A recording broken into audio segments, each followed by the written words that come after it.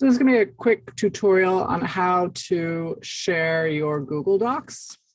If you're in the Google Doc or whatever type of file you're creating, a slides, presentation, or spreadsheets, or whatever, when you're inside the document, you should have a share button up on the upper right corner.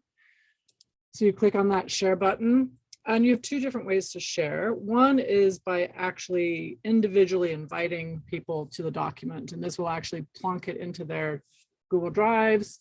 And the benefit of this one is that you can give people different levels of access. So maybe you're working with a colleague where you both should have edit capability, and then there's a third person who should just have commenting ability, and then there's another group of people that should only have view. That's the benefit of this. The downside of using the share with people and groups is that you need to make sure that you're sharing it to the correct email address, meaning the email address that that person uses for their Google. I'm an example where my Gmail address, my Google account, is a different email than my work email. And most people send me documents to my work email, and then I can't open them. So I tend not to do this. I'm also mostly creating documents I'm sharing with larger groups of people, but I might not have their email addresses.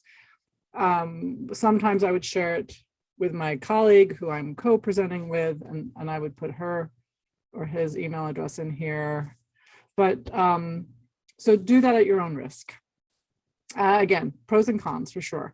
But mostly I go down here to the get link section, and you'll notice as I click on this lower rectangle, it becomes the big one. So that's the active one.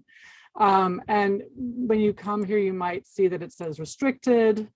I change that to anyone with the link usually. And then you have the options here where it says viewer to change it to commenter or editor. So a commenter obviously can make comments on the side, but can't go in and change the content. An editor can go in and change the content. So depending on what you want, you select it here.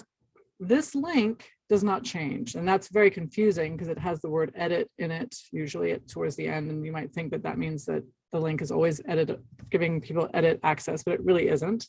So the link will stay the same. You can change the permissions. So if you give the link out today, where you're giving everyone edit access, and then in 2 days you go in and you change it to view only, anyone who, they might have to refresh. So if they're already in the document, they might continue to have some edit capability, but generally the next time they open the link, they will only have view access. So just know that the link stays the same, but the access changes as you change it. And then you copy the link, and then you click done. And now that link is available to you. And it looks like this. And like I said, it always has the word edit in here.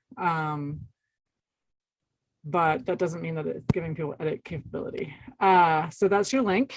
Now, if you're not in the document, so say you're back in your drive and you want to share it from here, you can right click on it and you have two options. You have share and get link. Both of these will get you the link. If we do get link, it's down here. Notice it's those two rectangles, and it's just opened up that bottom one for you, and the link is there, and the ability to change access is here.